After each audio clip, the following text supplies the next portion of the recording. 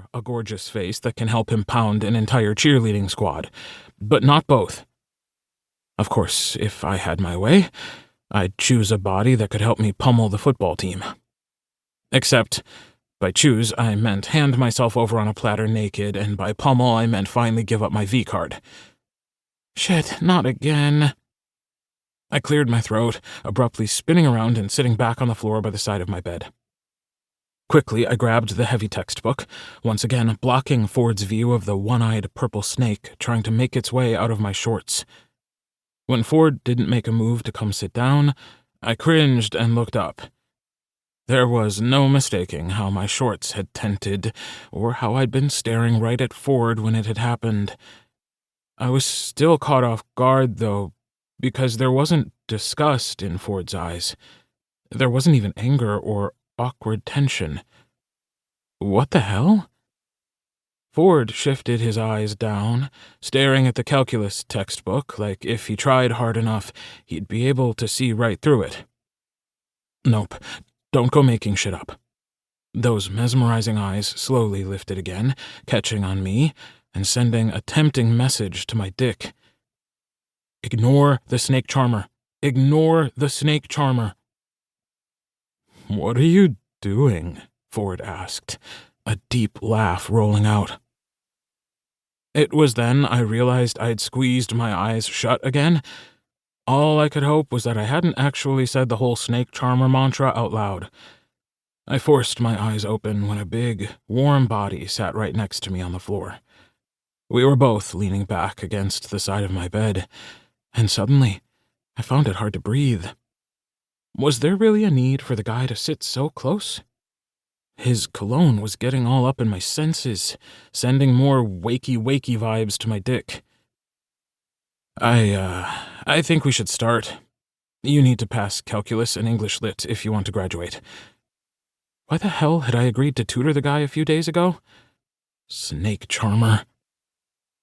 Ford brushed a strand of chocolate brown hair off his forehead, because of course the guy had to have the trifecta of hotness, dark wavy hair, gorgeous eyes, and that enticing dimple in his left cheek.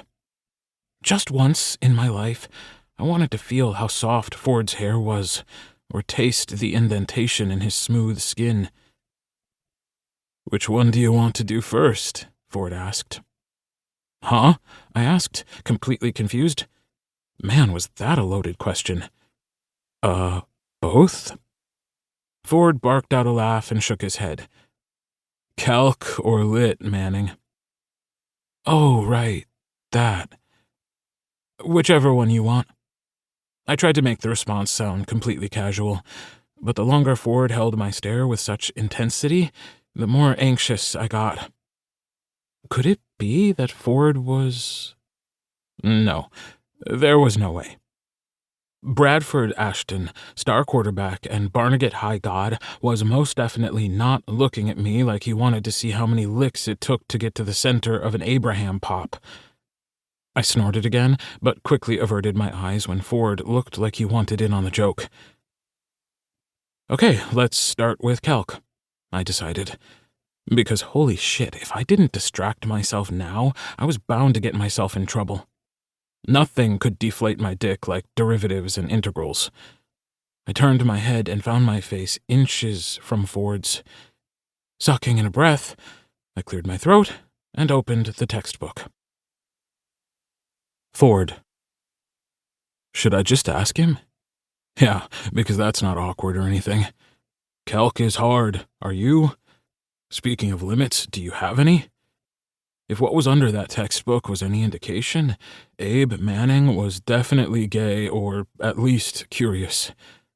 The rumors about Abe had started around the middle of junior year. There'd been talk of him seeing a guy in the next town over for a few months, but if it was true, he'd been really good at hiding it. I knew that game all too well. Hell, I even knew it better than I knew football. As I listened to Abe go on about shit we were never going to need in the real world, at least I wouldn't, I studied the guy's profile. His reddish-brown hair was cut short. He had a slight bump on the bridge of his nose, and his hazel eyes kept drifting over to me, but immediately moved back to focus on the book every time our eyes met.